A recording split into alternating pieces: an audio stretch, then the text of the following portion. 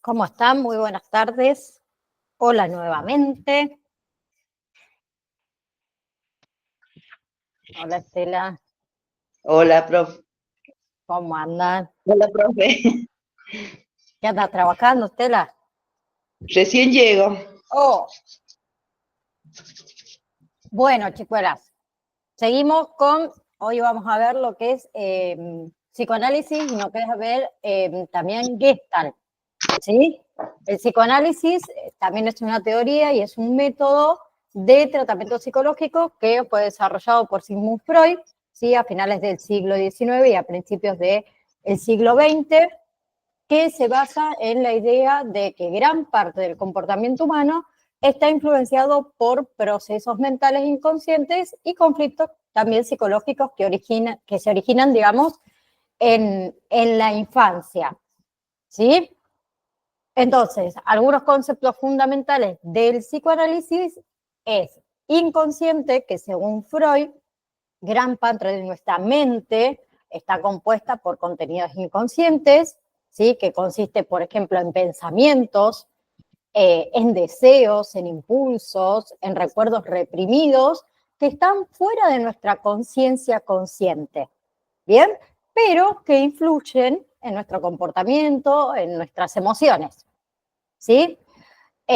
Otro concepto fundamental es estructura de la personalidad, que Freud en realidad la propuso, ¿sí? A esto de la estructura de la personalidad, que está compuesta en realidad por tres partes: el ello, ¿sí? El yo y el super yo, ¿sí? Donde el ello opera de acuerdo al principio de placer, ¿bien? Está siempre buscando lo que es la gratificación inmediata de los deseos, tanto sexuales como biológicos.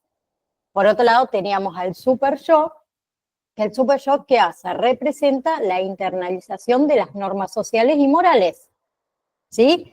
Y por otro lado, el yo, que actúa como mediador entre las demandas del ello, las demandas del super yo y la realidad externa, ¿sí? Otro concepto son los mecanismos de defensa, ¿sí? Que también son estrategias psicológicas inconscientes, ¿sí? Que utiliza el yo para protegerse de, por ejemplo, el dolor emocional, la ansiedad, ¿bien? Y algunos ejemplos podemos dar de mecanismos de defensa, por ejemplo, la represión, ¿sí? La represión son olvidos conscientes de pensamientos o recuerdos dolorosos que nos hacen mal, ¿sí? Otro ejemplo es la negación, ¿sí? Ese rechazo consciente de una realidad incómoda, ¿sí? Otro ejemplo es la proyección, ¿sí? Que es esa atribución de nuestros propios pensamientos o sentimientos a otras personas. Bien, otro concepto es el complejo de Edipo, que también estuvimos charlando un poco ayer, que según Freud, durante la etapa fálica del desarrollo psicosexual, los niños experimentan un conflicto inconsciente, ¿bien? Que es conocido como el complejo de Edipo, en el cual ellos sienten atracción sexual hacia el progenitor del sexo opuesto, ¿sí? Y sienten una rivalidad, perdón, y sienten una rivalidad con el progenitor también del mismo sexo, ¿sí? Ese conflicto es resuelto a través de ¿qué? De la identificación con ese progenitor del mismo sexo, ¿sí? Y también con la internalización de lo que son los valores y las normas que representan, ¿sí? Y por otro lado, tenemos el análisis de los sueños, ¿sí? Freud creía que los sueños en realidad eran expresiones simbólicas de deseos inconscientes y conflictos psicológicos, ¿sí? Y que a través del análisis de los sueños, los psicoanalistas podían acceder a ese contenido inconsciente, ¿sí? Y así poder ayudar al paciente a entender y a resolver sus problemas. Bien, entonces, el psicoanálisis también tuvo una gran influencia, ¿sí? Que es duradera en la psicología y en la psicoterapia también, y como hemos visto, en otras ocasiones, más que nada la clase anterior, que también fue objeto de crítica, fue objeto de controversias, ¿sí? Bien, les voy a compartir el video de Freud. Denme un segundo. Ahí está. A ver si lo podemos compartir. Así también vemos el tema de el psicoanálisis. Tengo que sacar esto. Acá, video. Es complicado para compartir videos en Meet. Hay que abrir muchas ventanas. Pero ya lo tengo. Ahí lo compartí. Trato de demorar lo menos posible, pero tampoco soy tan rápida en la compu. Para inconscientes. Ahí está. El 6 de mayo de 1856 nace Sigmund Freud, el padre del psicoanálisis. Fue uno de los 8 hijos del viejo Jacob Freud, un comerciante de lana que con Amalia Nathanson, la madre de Freud, completaba su tercer matrimonio. Con 3 esposas al hilo, se puede decir que dinero, lo que se dice dinero, no tenía el viejo Jacob. Baste decir que cuando nació el pequeño Sigmund, vivían todos apretados en una sola habitación alquilada. No sabemos si por sobreestimulación o por ser hijo de viejo, el muchacho salió estudioso. Se pasó la vida leyendo en los 6 idiomas que dominaba. Leyó el Quijote en español y a Shakespeare lo leyó en inglés al derecho y al revés. Tanto que muchos dicen que su amor por la psicología humana le viene de tanto Otelo, tanto Hamlet, tanto Romeo y tanta Julieta. Se graduó como médico y conoció a una amiga de su hermana, Martha Bernays, con la que mantuvo un romance tan victoriano que en 4 años la vio 6 veces, suficientes para mandarle más de 900 cartas de amor que terminaron en matrimonio. 1883, 1884, 1885 fueron los años de su trabajo en el Hospital General de Viena, los años del período de la coca. La coca era la droga de moda que usaban los intelectuales para llamar a las musas de la inspiración, pero Freud la usó para llamar a las musas de la ciencia, porque le interesaba su uso terapéutico como anestésico. Hasta intentó curar con cocaína a un amigo muy querido, adicto a la morfina, pero el tratamiento solo agregó una nueva adicción y finalmente falleció. Fui el primero en recomendar en 1885 el uso de la cocaína y ello me costó grandes reproches. El abuso de esta droga precipitó la muerte de un amigo querido. Fue acusado de desatar un tercer flagelo contra la humanidad, pero a pesar del escándalo, obtuvo una beca en el manicomio de Salpêtrière de París para estudiar junto al mejor neurólogo de la época, Jean-Martin Charcot, que estaba dando el último grito de la moda usando la hipnosis en el tratamiento de los trastornos mentales. Con Charcot le picó el bicho de la psicología y le picó tan duro que cuando regresó a Viena quiso compartir las teorías de Charcot con otros médicos, pero todos le rechazaron, todos menos Joseph Breuer, el especialista en enfermedades internas de mayor prestigio en Viena, quien compartió con él el caso clínico que marcó un antes y un después en la carrera de Freud, el caso Anna O. Anna O, de 21 años, había pasado meses largos asistiendo a su padre en una enfermedad larga e indolorosa que lo llevó a la muerte. Consultó a Breuer por una tosecita nerviosa que terminó en parálisis de pierna y brazo derechos, alteraciones de la visión y repugnancia a los alimentos. Y eso por no decir que mostraba doble personalidad según las horas del día y que hablaba inglés a la perfección, mientras que el alemán, su lengua materna, ni lo hablaba ni lo entendía. Breuer decidió hipnotizarla para que hablara del rosario de traumas que llevaba por dentro. Y, oh sorpresa, casi se va de espaldas al comprobar que cuando Ana hablaba de los miedos que la dominaban, volvía a ser una persona normal. Así, entre hipnosis y confesiones, descubrió que los problemas de Anna O eran la consecuencia de abusos sexuales por un familiar durante su niñez. Breuer descubrió que los síntomas de los pacientes histéricos eran el resultado de traumas del pasado que se habían reprimido, aunque no olvidado, y que cuando el paciente se enfrentaba a esos pensamientos reprimidos, se curaba. A esto le llamó el método catártico. Freud usó el método catártico, pero sin la hipnosis. En su lugar, inventó el método de asociación libre, una técnica que consiste en que el paciente desembuche todo lo que le llegue a la mente tal y como se presente, aunque sea vulgar o vergonzoso, para que el psicoanalista pueda determinar cuáles manifestaciones muestran un conflicto inconsciente. Acababa de crear el psicoanálisis, un método para tratar las enfermedades mentales y una teoría que se basa en que el origen de todos los problemas neuróticos son conflictos infantiles relacionados con el temido sexo. Y es que el Freud no se medía, hasta se atrevió a decir que todos los niños tenían instintos sexuales y que creaban un mundo de fantasías en el que estaban involucrados sus padres. Esto cayó como una bomba entre la respetable sociedad vienesa, que lo acusó de mancillar la pureza de la niñez. El vacío que se formó a mi alrededor, escribió Freud, me hizo comprender que, a partir de aquel momento, me encontraba entre los temerarios que osaron alguna vez turbar el sueño de la humanidad.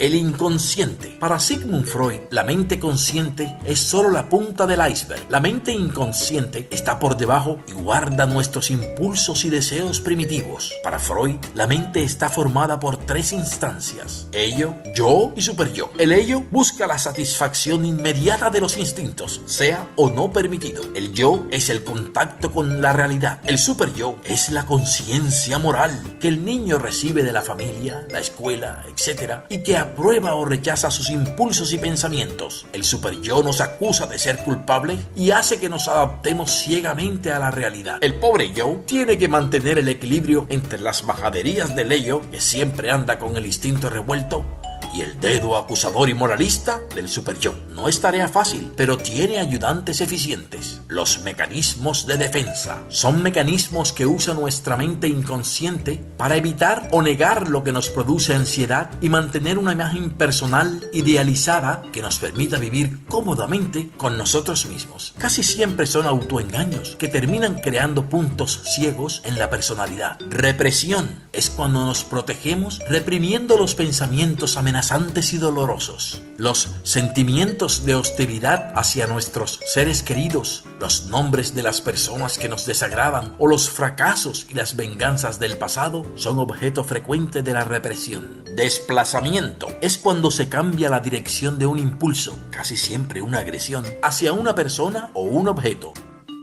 Sublimación es cuando los deseos frustrados, especialmente los deseos sexuales, se transforman en actividades aceptables para la sociedad. Freud pensaba que el arte, la música, la investigación científica, etc., son una canalización de las energías sexuales hacia comportamientos constructivos. Proyección. Este mecanismo nos protege de la ansiedad que nos producen aspectos de nuestra manera de ser que consideramos inaceptables, como cuando un comportamiento agresivo nos provoca un sentimiento de culpa.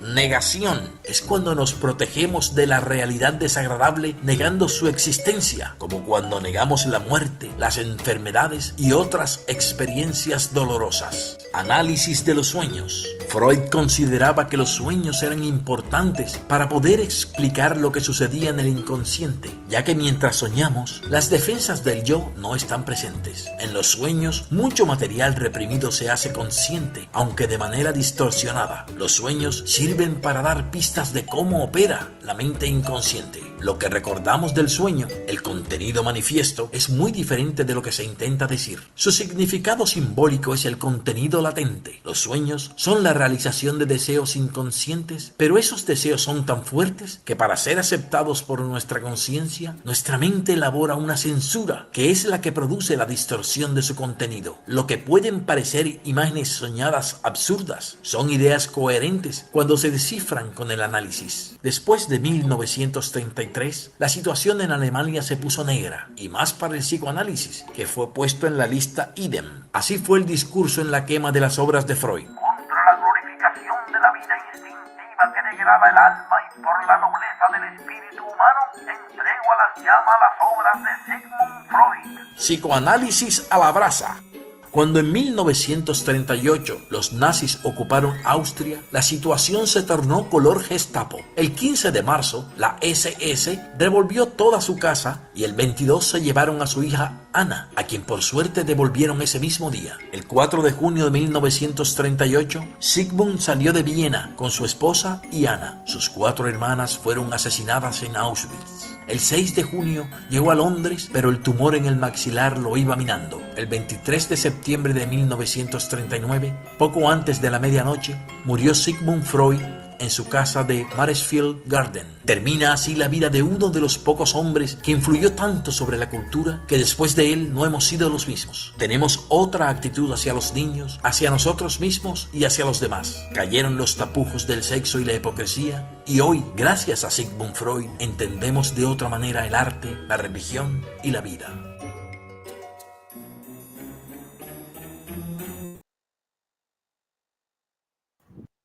Bien.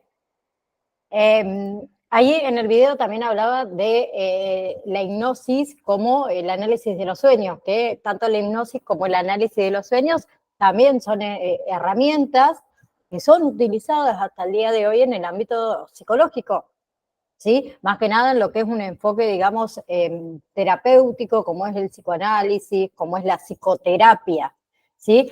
Por un lado, entonces, tenemos la hipnosis, ¿sí? Que es un estado de conciencia modificado en el cual una persona experimenta una mayor receptividad a las sugestiones, ¿sí? Entonces, durante la hipnosis, la persona está en un estado, digamos, de relajación profunda, de concentración total, lo que le permite acceder a partes de su mente que normalmente están fuera del alcance del consciente, ¿sí? Entonces, durante esas sesiones de hipnosis, un terapeuta, ¿sí? Puede usar sugestiones para ayudar a este individuo a explorar, a abordar problemas psicológicos, fobias, puede ser, trastornos de ansiedad, adicciones, ¿sí?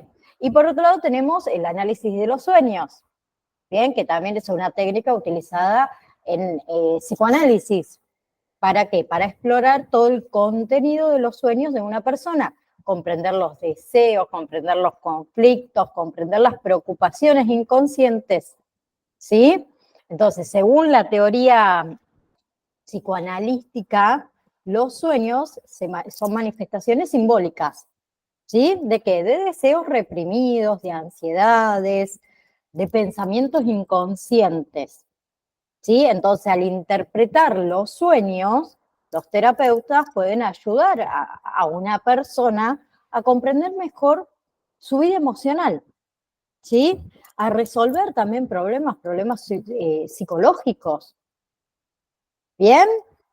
A ver, cualquiera de las dos técnicas, tanto la hipnosis como el análisis de los sueños, pueden ser bastante útil en lo que son los procesos psicoterapéuticos, ¿sí? Pero obviamente tiene que ser realizada o utilizada por profesionales capacitados, profesionales éticos, ¿sí?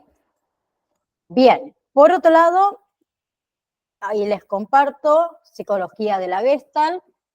Vamos a compartir pantalla nuevamente. Acá, no, acá. Así vemos el último, ¿sí? La psicología de la Gestalt, ¿sí? Que es una corriente psicológica que surgió a principios del siglo XX en Alemania, ¿sí? Donde se destacaron figuras como Kobler, como Whitman, Kofler también, que en realidad tiene su enfoque que se centra más que nada en estudios de la percepción y en estudios de la comprensión de cómo las personas organizan los elementos sensoriales en estructuras tanto significativas como estructuras coherentes, ¿sí? Entonces, nosotros vamos a ver un poquito, o vamos a hablar, mejor dicho, de algunos de estos conceptos claves de la psicología de la Gestalt, ¿sí? Primero que nada, la Gestalt, que es una palabra alemana que se traduce aproximadamente como forma o como configuración, ¿sí? En lo que es el contexto de la corriente psicológica, se refiere a la percepción de los objetos o también de los eventos como una totalidad estructurada, una totalidad significativa, ¿sí? Bien, por otro lado tenemos las leyes de la percepción, ¿sí? Que en la psicología de la Gestalt identificaron varias leyes que describen cómo nosotros percibimos, cómo nosotros organizamos los estímulos sensoriales, ¿sí? Y algunas de esas leyes que se incluyen son la ley de proximidad, ¿sí? Donde los elementos cercanos se perciben como parte de un grupo, la ley de similitud, donde los elementos similares se agrupan en conjunto, y la ley de continuidad, ¿sí? Donde nosotros tendemos muchas veces a percibir patrones continuos, ¿sí? El otro es figura-fondo, ¿sí? Donde esta teoría sugiere que percibimos objetos, que sería la figura, en un contexto, que sería el fondo, ¿sí? La figura es el objeto principal de atención, mientras que el fondo es el área circundante que proporciona el contexto para las figuras, ¿sí? Por ejemplo, en la primera imagen que ustedes tienen aquí arriba, acá, ahí, con el mouse, acá, ¿sí? Que podemos percibir una copa, o yo le diría que más que una copa, yo percibo, no sé cómo se llama, los portavelas. Me suena más un portavelas o dos caras. O dos caras. O dos rostros, ¿sí? Sí. Y ahí estamos hablando de figura fondo. ¿Bien? Después tenemos la ISTI, que reconoce la importancia del ISTI o la comprensión repentina en la resolución de problemas, ¿sí? Donde Cowell, por ejemplo, él llevó a cabo investigaciones con chimpancés, ¿sí? Que demostraron su capacidad para resolver problemas mediante la comprensión repentina, ¿sí? ¿Qué hacían? Ensayo y error. ¿Qué hicieron?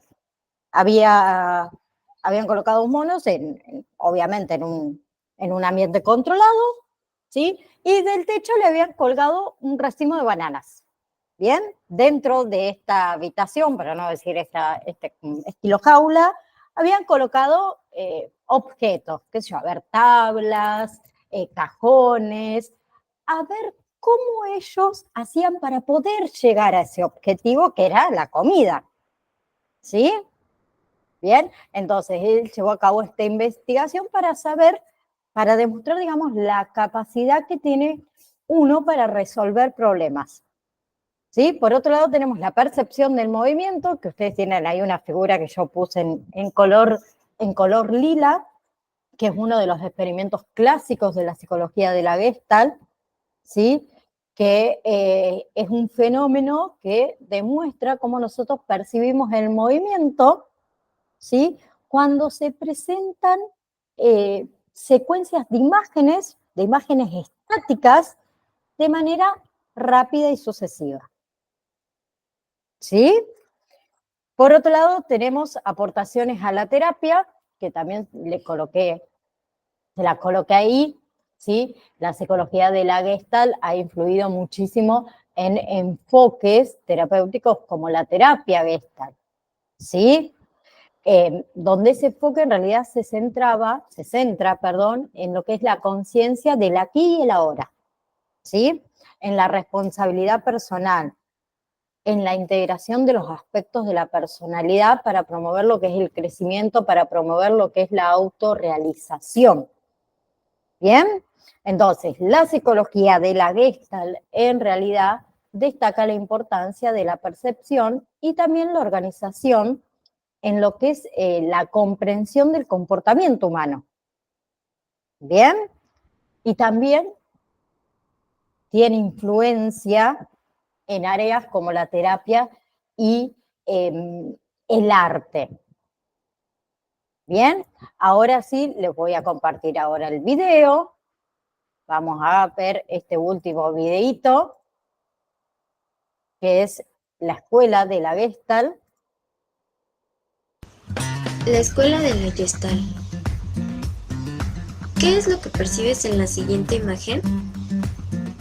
El rostro de una mujer o un árbol con 3 pajaritos volando hacia él.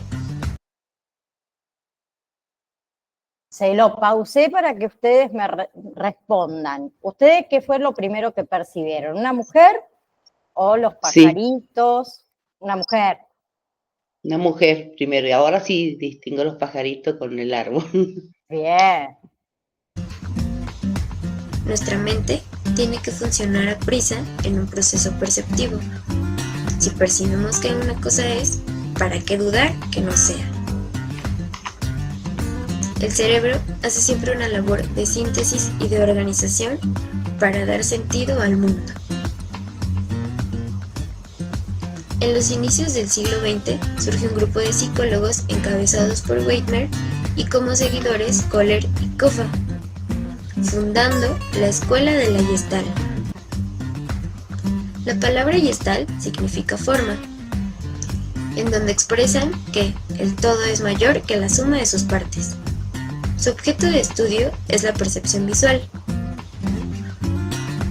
Esto quiere decir que percibimos la realidad como gestalte, o sea, una totalidad significativa y no como algo aislado.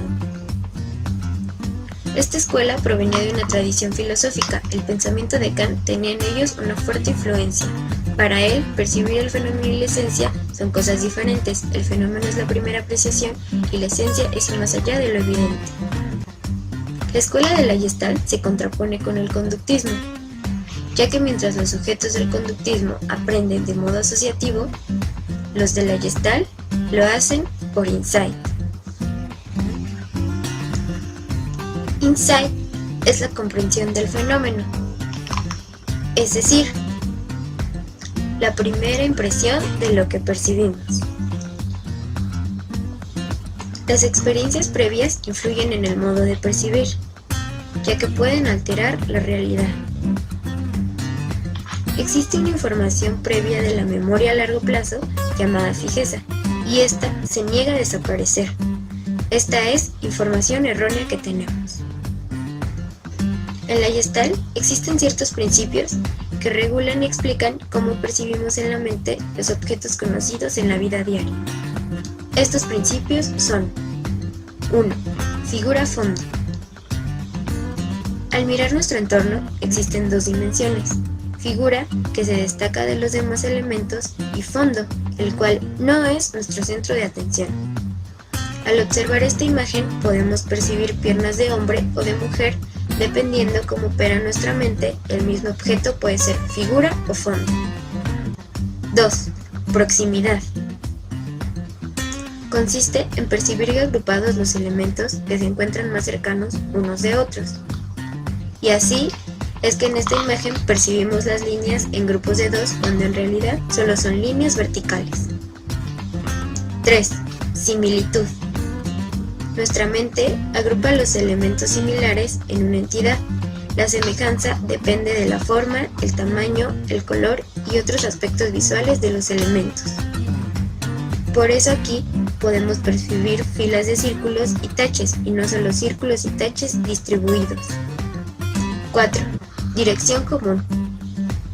La agrupación de elementos en líneas rectas o curvas de forma continua tienden a percibirse por el ojo humano como unidad. Y así, en esta imagen, percibimos una escalera y no solo líneas horizontales. 5. Simplicidad. Cuando miramos una figura, la percibimos de la manera más simple posible, destacando de esta lo que realmente nos importa. En esta imagen se puede percibir un diamante o un rombo, pero nadie aprecia las letras K una frente a otra. 6. Cierre. La mente añade elementos faltantes a fin de completar una figura que en realidad no está completa. Por eso, en esta imagen podemos percibir la letra E en lugar de líneas verticales y horizontales y un perro en lugar de ver solo manchas. Nuestra mente completa la información. Lo que la educación rescata de la Gestalt es que le interesan los cierres que hacemos los individuos. Esto implica que solo se está quedando la figura y se está eliminando el fondo. La figura tiene que ver con la atención selectiva. El alumno juega un papel activo para construir percepciones y darle significado y sentido a la realidad. Y es así como la Gestalt ha hecho grandes aportaciones a la educación. Elaborado por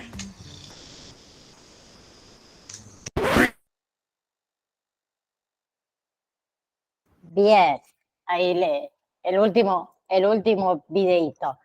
Con respecto a psicoanálisis, Gestalt, cognitivismo, conductismo, ¿tienen alguna pregunta? ¿O quedó claro? Sí, quedó claro. Bien. Cuesta un poco. Cuesta un poquito, pero es simple, es fácil.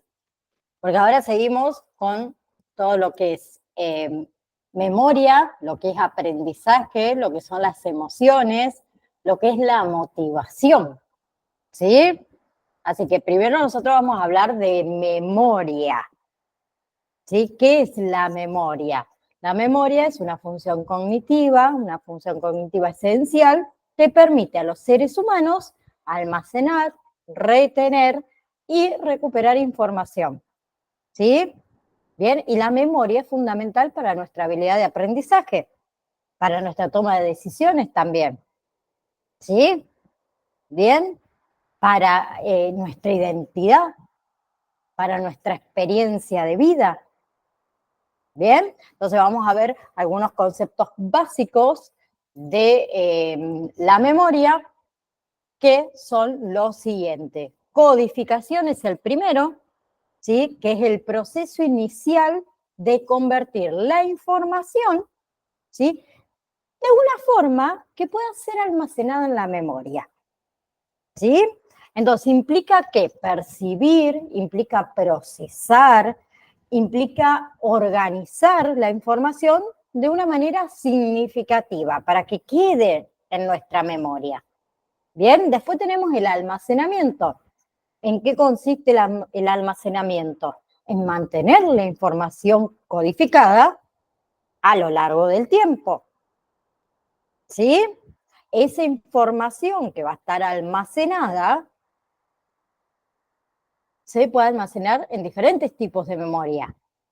Memoria sensorial, memoria a corto plazo, memoria a largo plazo, que ya vamos a ver cada una de ellas. Y por último tenemos la recuperación, que la recuperación es el proceso de acceder a la información almacenada cuando cada uno de nosotros la necesitemos, ¿sí? Que puede ser de manera espontánea o puede estar desencadenada alguna señal o algún contexto específico, ¿sí? Y como les dije antes, hay diferentes tipos de memoria, que ahí yo se las coloqué.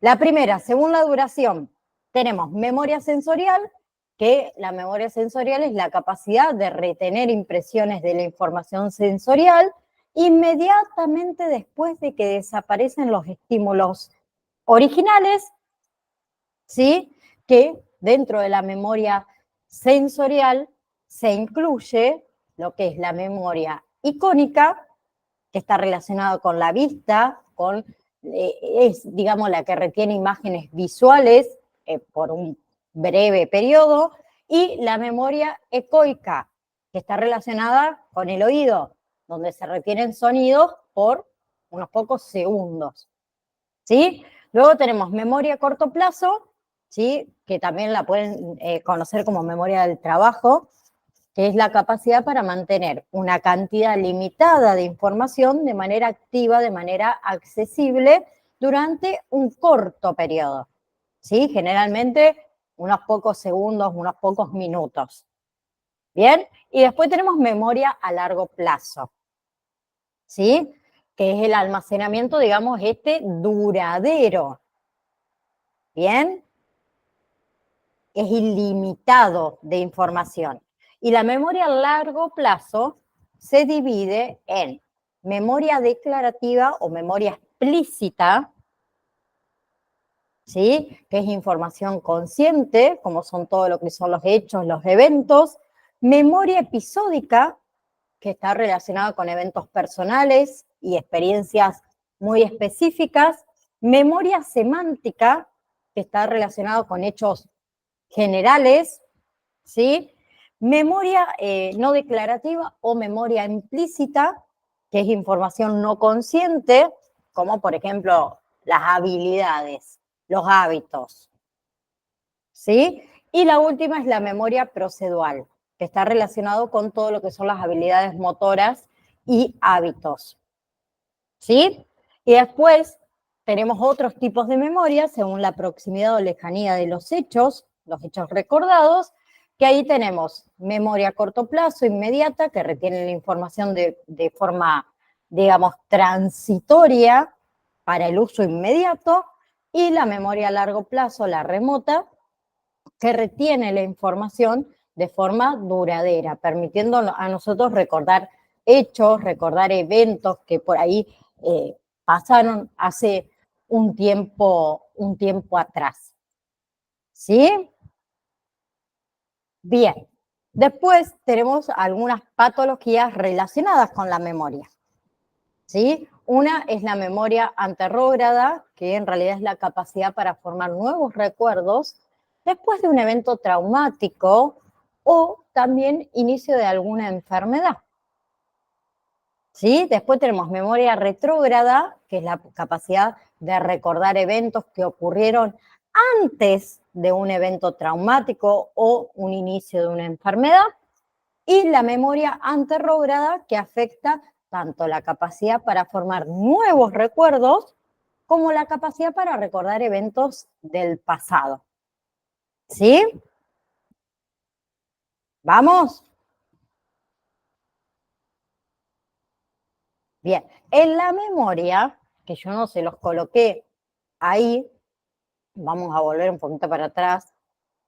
Vamos a poner donde dice memoria. A ver, en la memoria hay procesos y hay estructuras que están involucradas. ¿Sí? Voy a volver a otro acá, vamos a dejarlo.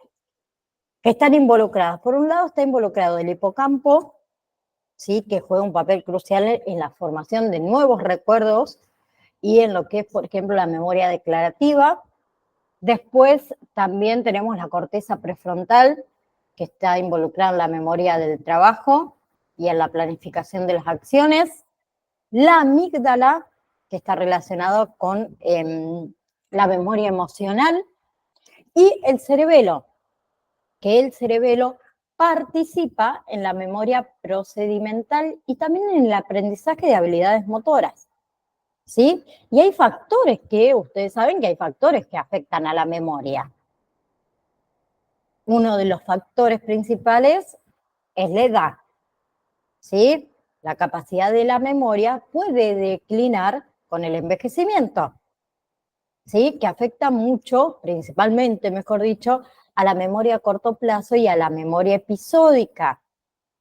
¿Sí? Otro factor es el estrés y las emociones.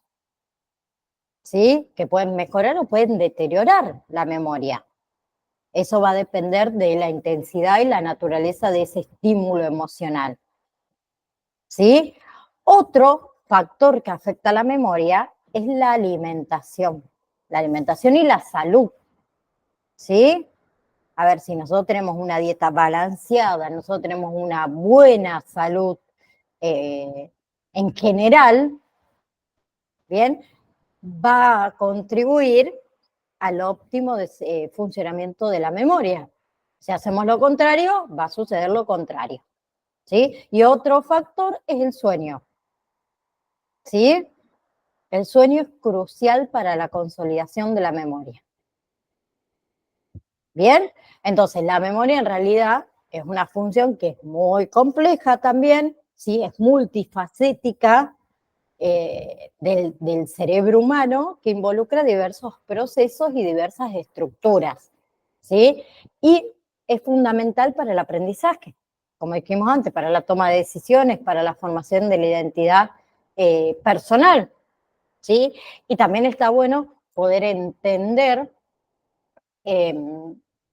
los tipos de memoria y los factores también que afectan, porque eso va a ser crucial para mejorar las técnicas de aprendizaje y también para mejorar todo lo que son los tratamientos de trastornos de la memoria. Bien, por otro lado, tenemos aprendizaje. ¿Qué es el aprendizaje? ¿Sí? El aprendizaje, como dice, es un proceso mediante el cual los seres humanos y otros organismos adquieren nuevos conocimientos, nuevas habilidades, actitudes, valores que pueden ser medidos a través de los cambios en el comportamiento. ¿Sí? Y también hay diferentes tipos de aprendizajes. Bien, que esto también estuvimos viendo un poquito anteriormente, el aprendizaje clásico, ¿sí? O el aprendizaje respondiente o pavloviano, que es un tipo de aprendizaje asociativo, ¿sí? Descubierto por el mismísimo Ivan Pavlov. En ese tipo de aprendizaje tenemos un estímulo, neutro, ¿sí? Se asocia con un estímulo incondicionado que provoca una respuesta incondicionada, que era la del perro con la campanita, ¿se acuerdan que vimos ayer? ¿Sí? Y que después de repetidas asociaciones, el estímulo neutral se convierte en un estímulo condicionado que provoca una respuesta condicionada, que era este famoso experimento que hablábamos un poco ayer con perros que hizo Pavlov, donde el sonido de la campanita se asociaba con la representación de la comida y hacía que el perro salivara, ¿sí? Con el tiempo, los perros comenzaron a salivar solamente al escuchar la campana sin la presencia de la comida. Bien, el otro es aprendizaje instrumental o aprendizaje operante o Skinniano, que es un aprendizaje que fue desarrollado por Skinner, que se basa en el uso de refuerzos, estos refuerzos positivos o negativos, y los castigos, ¿sí? Para aumentar o para disminuir la probabilidad de que un comportamiento se repita. Bien, que era el ejemplo que ustedes vieron en el video del ratón en una caja, ¿sí? Que aprende a presionar una palanca, que es un comportamiento, lo que hace para recibir comida, que es un refuerzo positivo, o para evitar una descarga eléctrica, que es un refuerzo negativo, obviamente. Bien, todos los refuerzos aumentan la probabilidad de que el comportamiento se repita. Los castigos hacen que ese comportamiento se disminuya. ¿Sí? Otro tipo de aprendizaje, aprendizaje espontáneo por instinto o reestructuración de campo, ¿sí? Donde el aprendizaje por instinto, como vimos antes, implica la reestructuración, ¿sí? Tanto súbita como directa de lo que es el campo conceptual para resolver un problema, ¿sí? Y acá tenemos como ejemplo el experimento que hizo Kohler con los chimpancés, ¿sí? Donde los chimpancés fueron capaces de utilizar cajas para alcanzar esas bananas o ese racimo de bananas que estaba colgado en el techo, ¿sí? Todo eso se llevó a cabo tras un periodo obvio de reflexión, ¿sí? De los chimpancés. Por otro lado tenemos aprendizaje imitativo, ¿sí? Que esto lo hacen mucho los niños pequeños. El aprendizaje ocurre observando, ocurre replicando comportamientos de otros, ¿sí? Donde Albert Bandura fue uno de los principales teóricos de este tipo de aprendizaje, y su teoría del aprendizaje social enfatiza mucho en ¿qué? En la importancia de la observación, en la importancia de la imitación, ¿sí?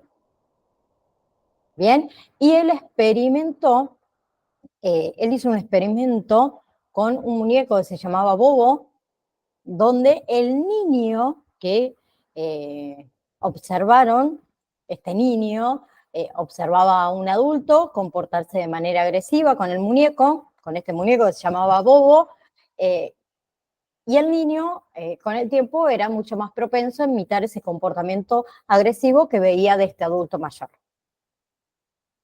¿Bien? Han visto también ustedes, también como padres, como abuelos, como tíos, que el niño imita a alguien de la familia, ¿sí? Hasta la forma de caminar y demás. Eso es un aprendizaje imitativo, ¿no? Después tenemos aprendizaje por improntación, ¿sí? Que ocurre en un periodo crítico, ¿sí? Un periodo temprano en la vida, donde se forma un vínculo duradero con un objeto o con un individuo. ¿Sí?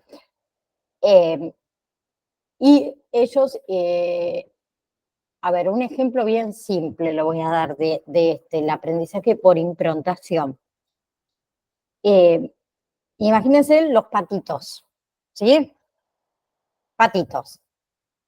Los patitos cuando se meten al agua o cuando salen también, siguen al primero, ¿sí?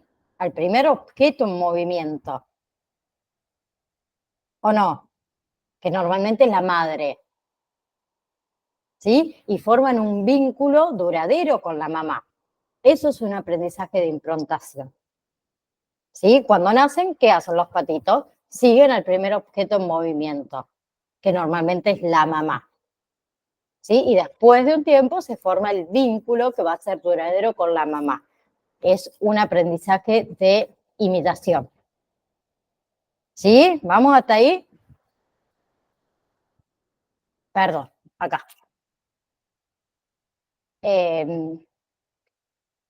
No, antes de las emociones, les voy a hablar otra cosita del aprendizaje, porque hay factores que también afectan al aprendizaje. ¿Sí? Uno de los factores que afecta al aprendizaje es la motivación. ¿Sí? Es ese deseo o esa necesidad de aprender que puede mejorar la eficacia del proceso de aprendizaje.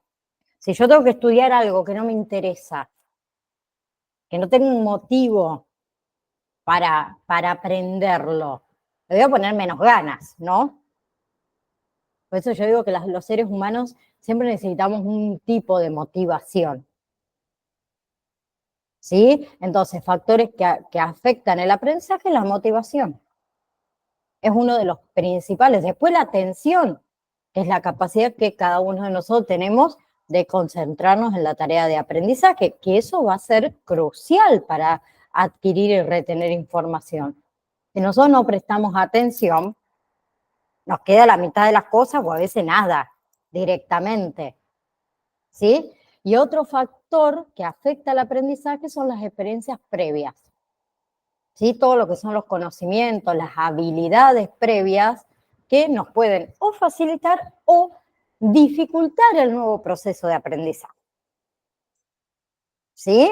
A mí me pasó con las experiencias previas cuando yo había estudiado paramédico y hice primeros auxilios psicológicos donde asociaba una parte que es el tema de las víctimas, de los diferentes tipos de víctimas. Claro, yo la asociaba con la parte de medicina, y lo tenía que asociar con la parte de psicología, y me costaba mucho esa parte, porque por mi conocimiento previo.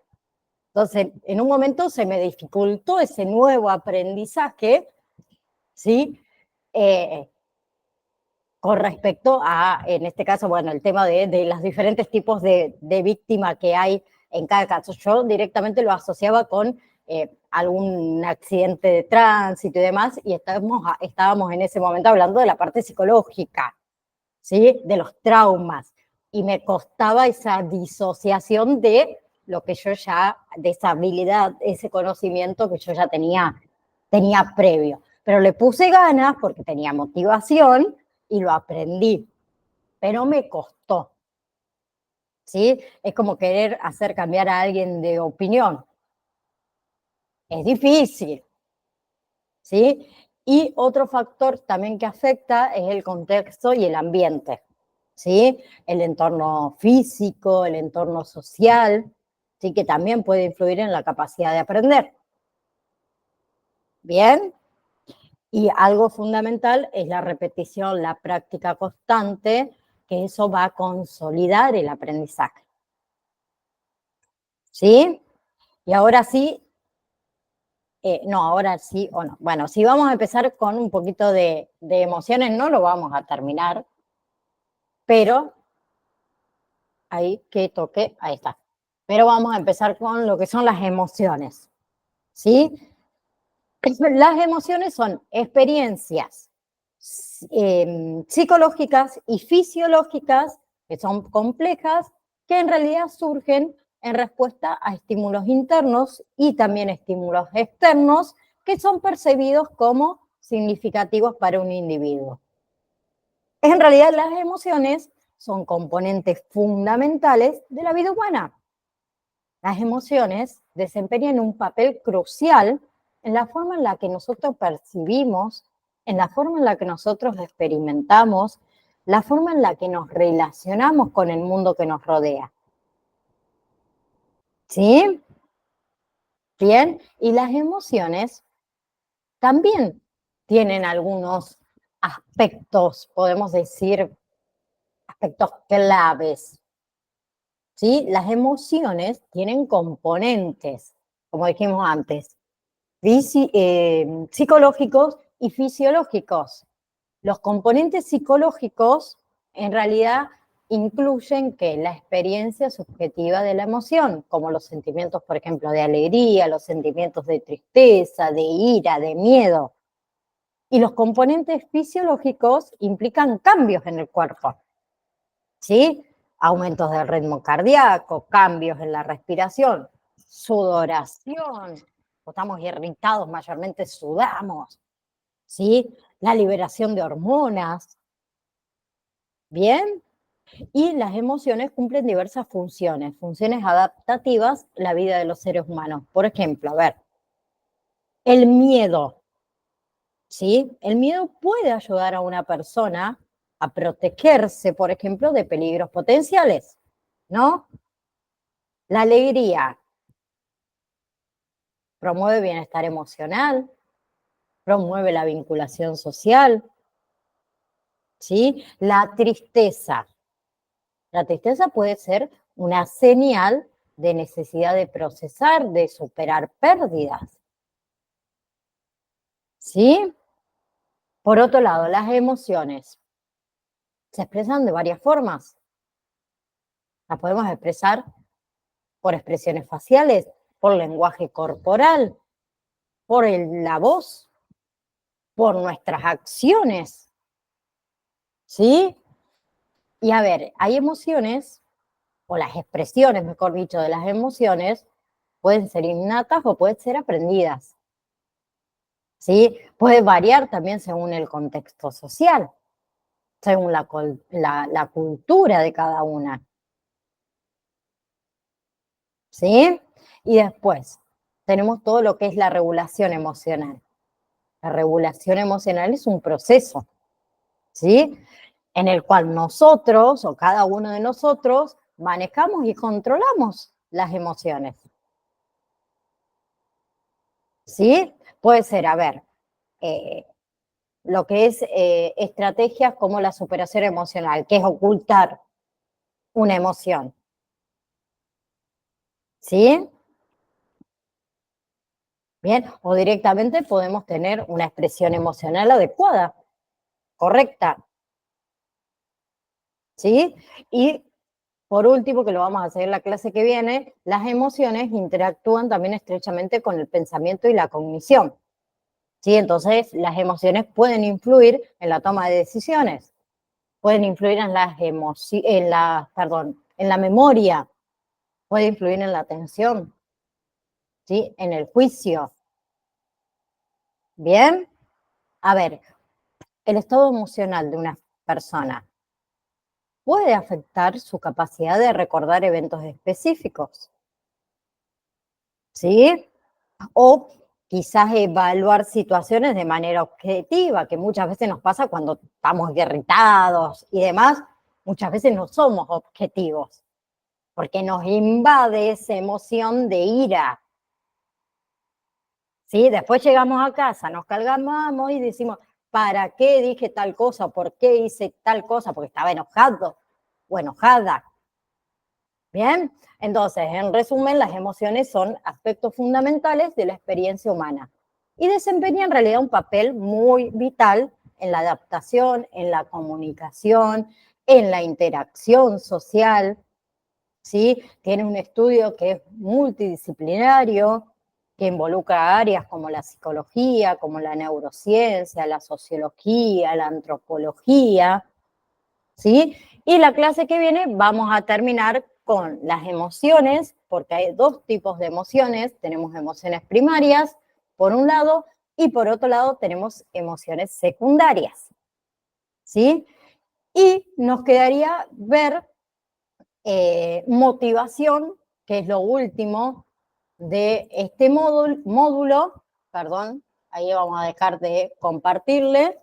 Y yo ya les habilité el próximo módulo, así que la clase que viene terminamos con esta última partecita que queda y vamos a empezar con el otro módulo que, si yo no me equivoco, es salud mental.